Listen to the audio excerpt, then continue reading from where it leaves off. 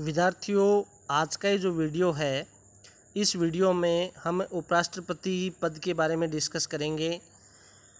उपराष्ट्रपति का जो पद है उसके संबंध में हम देखते हैं कि भारत की जो संवैधानिक व्यवस्था है उसमें सबसे ऊपर वरीयता क्रम में राष्ट्रपति को रखा गया है और जो उपराष्ट्रपति है यानी वाइस प्रेसिडेंट है वो भारतीय संवैधानिक व्यवस्था में वरीयता क्रम में 2 नंबर यानी दूसरे स्थान पर है। भारतीय संविधान के अंतर्गत अनुच्छेद जो 63 है उसके अंतर्गत ये प्रावधान किया गया है कि भारत में एक उपराष्ट्रपति होगा। भारतीय संविधान का जो अनुच्छेद 64 है उसके अनुसार उपराष्ट्रपति है वो राज्यसभा का पदेन सभापति होगा और अपनी पदावधि के दौरान अन्य किसी भी प्रकार का कोई लाभ का पद है वो धारण नहीं करेगा, ग्रहण नहीं करेगा। ये जो भारत में उपराष्ट्रपति पद का जो प्रावधान है ये अमेरिका के संविधान से ग्रहण किया गया है। जो भी व्यक्ति उपराष्ट्रपति बनेगा उसकी क्या योग्यताएं होंगी, इस संबंध में भारतीय संविधान का जो अनुच्छेद 66(3) है उसके अनुसार उपराष्ट्रपति पद के लिए निम्नलिखित योग्यताएं होनी आवश्यक हैं। जैसे भारत का नागरिक हो, उसने 35 वर्ष की आयु पूर्ण कर ली हो, वह राज्यसभा का सदस्य निर्वाचित होने की योग्यता रखता हो, तो कोई भी भारत सरकार या राज्य सरकार के अधीन मान लीजिए या किसी स्थानीय अन्य प्राधिकरण के अधीन कोई लाभ का पद धारण करता है तो वह उपराष्ट्रपति निर्वाचित होने के लिए पात्र या योग्य नहीं समझा जाएगा। उपराष्ट्रपति संसद के किसी भी सदन का और राज्य विधानमंडल के किसी भी सदन का सदस्य नहीं होता है। उपराष्ट्रपति पद के लिए जो भी उम्मीदवार चुनाव लड़ता है उसके लिए 20 प्रस्तावक और 20 अनुमोदक होने आवश्यक हैं। ये जो संख्या है ये राष्ट्रपति के निर्वाचन में जो उम्मीदवार होता है उसके लिए 50 प्रस्तावक और 50 अनुमोदक रखी गई है और यहाँ पर उपराष्ट्रपति पद के लिए ये 20 प्रस्तावक और 20 अनुमोदकों की संख्या है वो निर्धारित की गई है। जो भी मान लीजिए व्यक्ति है वो जो उम्मीदवार है उपराष्ट्रपति पद के लिए वो 15,000 रुपये की जमानत राशि भारतीय रिजर्व बैंक में जमा कराता है और यदि उसकी जमानत जब्त हो जाती है तो उसकी ये जमानत राशि है ये जब्त कर ली जाती है। अनुच्छेद 66(1) के अनुसार उपराष्ट्रपति का जो निर्वाचन है वो संसद के दोनों सदनों के सभी सदस्यों से मिलकर जो निर्वाचक मंडल बनता है उसके द्वारा किया जाता है। और मूल संविधान में तो ये प्रावधान किया गया था कि उपराष्ट्रपति का जो निर्वाचन है उसमें वो निर्वाचन संसद के दोनों सदनों की संयुक्त बैठक के द्वारा किया जाएगा। लेकिन 11वां जो संविधान संशोधन किया गया 1961 में उसमें ये संयुक्त बैठक का जो प्रावधान था ये हटा दिया गया। अब उपराष्ट्रपति का जो निर्वाचन या जो चुनाव है वो संसद के दोनों सदनों के सदस्यों द्वारा अलग अलग किया जाता है, न कि संयुक्त बैठक में। उपराष्ट्रपति का जो निर्वाचन है वो राष्ट्रपति के समान ही आनुपातिक प्रतिनिधित्व प्रणाली के अनुसार एकल संक्रमणीय मत प्रणाली द्वारा किया जाता है और ये जो निर्वाचन होता है ये गुप्त मतदान के द्वारा होता है। उपराष्ट्रपति का जो निर्वाचन है उसमें संसद के दोनों सदनों के निर्वाचित और मनोनीत दोनों प्रकार के सदस्य इसमें भाग लेते हैं और राज्यों की विधानसभाओं के जो सदस्य हैं वो इसमें भाग नहीं लेते। इसके विपरीत यदि हम राष्ट्रपति के निर्वाचन की बात करें तो राष्ट्रपति के निर्वाचन में संसद के दोनों सदनों के निर्वाचित सदस्य, इसके अलावा राज्य विधानमंडल में जो विधानसभाएं हैं उनके निर्वाचित सदस्य और 17वें संविधान संशोधन 1992 के पश्चात दिल्ली और पांडिचेरी की विधानसभा के जो सदस्य हैं वो राष्ट्रपति के चुनाव में भाग लेते हैं। लेकिन यहाँ थोड़ा सा डिफरेंस हम देखते हैं उपराष्ट्रपति के निर्वाचन में, तो यहाँ पर संसद के दोनों सदनों के यानी निर्वाचित और मनोनीत दोनों प्रकार के सदस्य हैं वो इसमें चुनाव में भाग लेते हैं। उपराष्ट्रपति है उसका जो कार्यकाल है यानी जो पदावधि है उसके संबंध में भारतीय संविधान का जो अनुच्छेद 67 है 67 वो स्पष्ट शब्दों में कहता है कि उपराष्ट्रपति का जो कार्यकाल है वो 5 वर्ष का होगा। लेकिन कार्यकाल समाप्त होने से पहले भी यदि उपराष्ट्रपति चाहे तो वह राष्ट्रपति को अपना त्यागपत्र दे सकता है।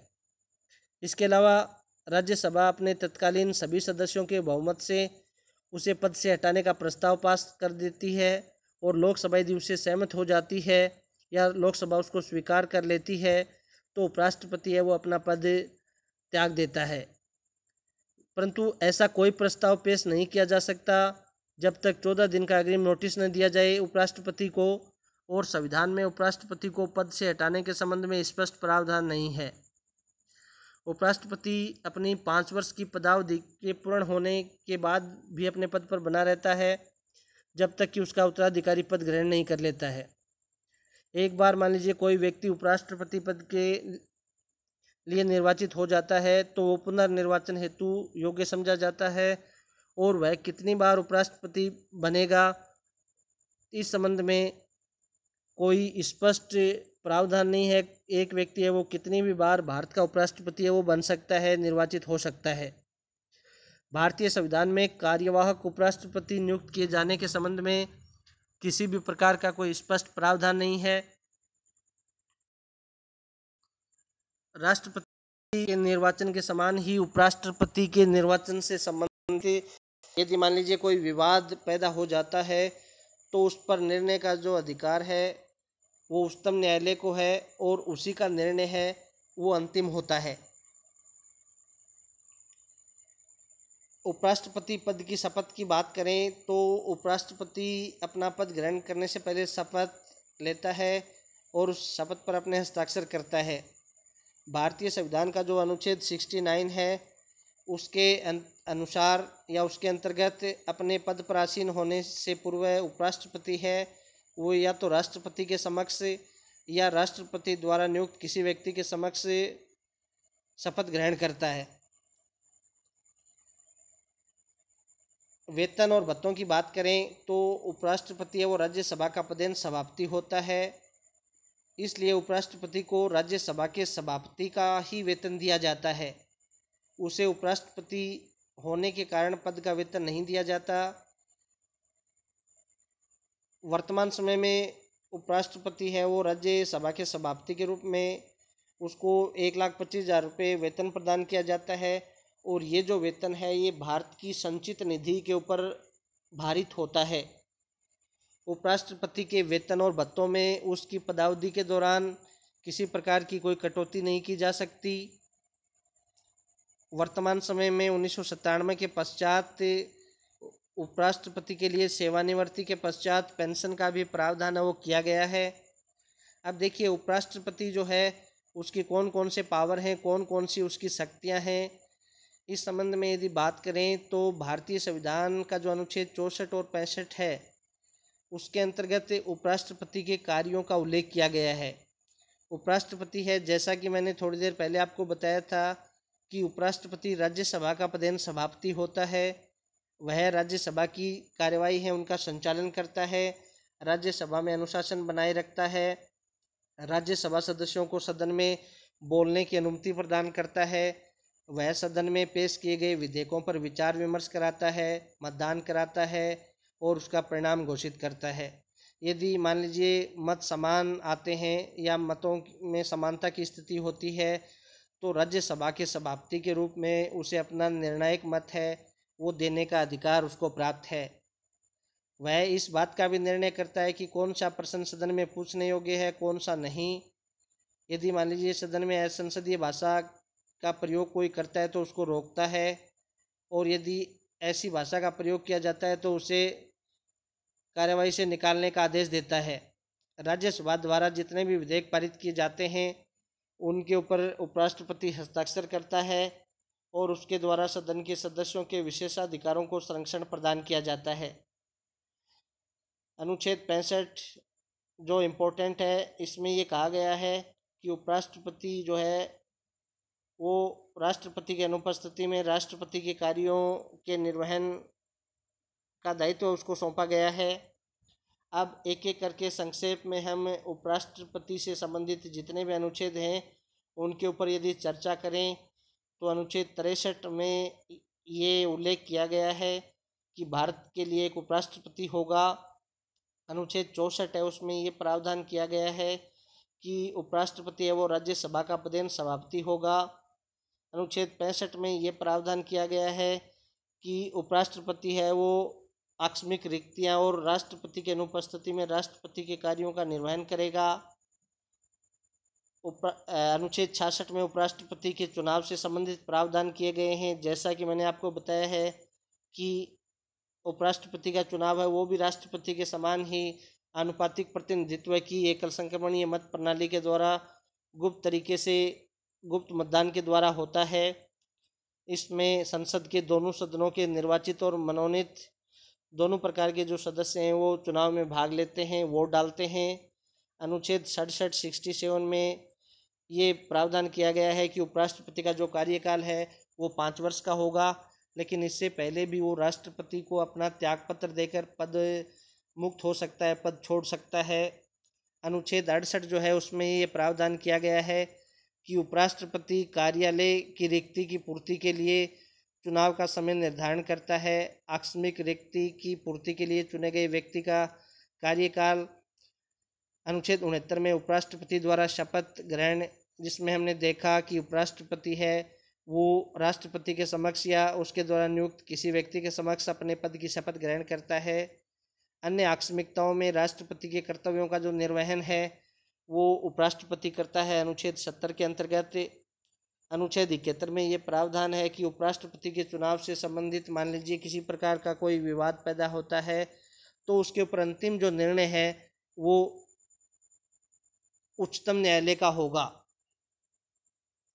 यदि राष्ट्रपति का पद है वो मृत्यु, त्यागपत्र या महाभियोग या किसी अन्य कारण से रिक्त हो जाता है और जब तक नया राष्ट्रपति अपना निर्वाचित होकर पद ग्रहण नहीं कर लेता तब तक उपराष्ट्रपति ही राष्ट्रपति के कार्यों और दायित्वों का कार्य राष्ट्रपति या किसी अन्य कारण से अपना कार्य करने में असमर्थ हो जाता है तो उसके सभी जो कार्य हैं वो उपराष्ट्रपति के द्वारा किए जाते हैं जब तक कि नया राष्ट्रपति है वो अपना कार्यभार ग्रहण नहीं कर लेता।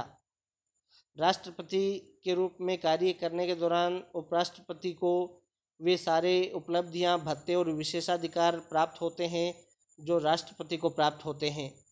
राष्ट्रपति और उपराष्ट्रपति का पद मान लीजिए यदि दोनों का एक साथ रिक्त हो जाता है तो ऐसी स्थिति में भारत का जो मुख्य न्यायाधीश है वो कार्यवाहक राष्ट्रपति के रूप में कार्य करता है।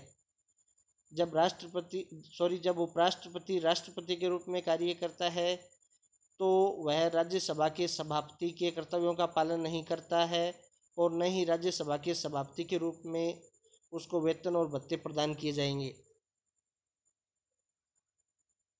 भारत के आज तक के जितने भी उपराष्ट्रपति हैं उनके ऊपर यदि हम नज़र डालें तो पहले जो राष्ट्रपति थे वो डॉक्टर सर्वपल्ली राधाकृष्णन थे, उसके बाद में जाकिर हुसैन, उसके बाद में वी गिरी, गोपाल स्वरूप पाठक, बी डी जती, मोहम्मद हिदायतुल्ला, आर वेंकटरमन, डॉक्टर शंकर दयाल शर्मा, के आर नारायणन, भैरू सिंह शेखावत, डॉक्टर हामिद अंसारी। और वर्तमान समय में यदि बात करें तो भारत के जो उपराष्ट्रपति पद को वेंकैया नायडू हैं वो सुशोभित कर रहे हैं। राष्ट्रपति और उपराष्ट्रपति पद की यदि थोड़ी तुलना करें तो इसमें हम देखते हैं कि राष्ट्रपति पद पर निर्वाचित होने के लिए आवश्यक है कि वह लोकसभा का सदस्य बनने की योग्यता रखता हो। वहीं उपराष्ट्रपति में यदि हम देखें तो उपराष्ट्रपति पद पर निर्वाचित होने वाले व्यक्ति के लिए यह आवश्यक है कि वह राज्यसभा का सदस्य बनने की योग्यता रखता हो। राष्ट्रपति पद के लिए भी जो उम्मीदवार है उसकी आयु 35 वर्ष से कम नहीं होनी चाहिए। ठीक इसी प्रकार उपराष्ट्रपति निर्वाचित होने वाले व्यक्ति की जो उम्र है वो भी 35 वर्ष से कम नहीं होनी चाहिए।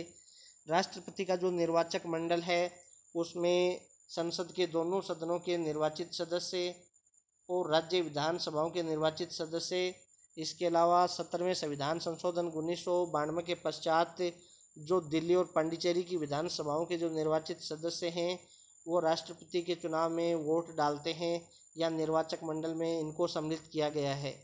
इसके विपरीत उपराष्ट्रपति के निर्वाचक मंडल में संसद के दोनों सदनों के सभी सदस्य यानी मनोनीत और निर्वाचित दोनों प्रकार के सदस्य इसमें शामिल किए गए हैं। भारत के राष्ट्रपति को पद से हटाने के लिए की प्रक्रिया है वो अपनाई जाती है। इसके उपराष्ट्रपति संकल्प या जो प्रस्ताव है वो सबसे पहले राज्यसभा में लाया जाता है, लोकसभा उससे सहमत होती है तो फिर उपराष्ट्रपति को पद से हटाया जा सकता है। उपराष्ट्रपति को पद से हटाने के लिए महाभियोग की किसी प्रकार की कोई आवश्यकता नहीं होती। तो आज की इस वीडियो में हमने उपराष्ट्रपति के पद, उसका निर्वाचन, उसकी शक्तियाँ, उसकी योग्यताएं, इन सब के बारे में आज की इस वीडियो में हमने डिस्कस किया है। आगे के जो वीडियो हैं वो इसी क्रम में जारी रहेंगे। धन्यवाद।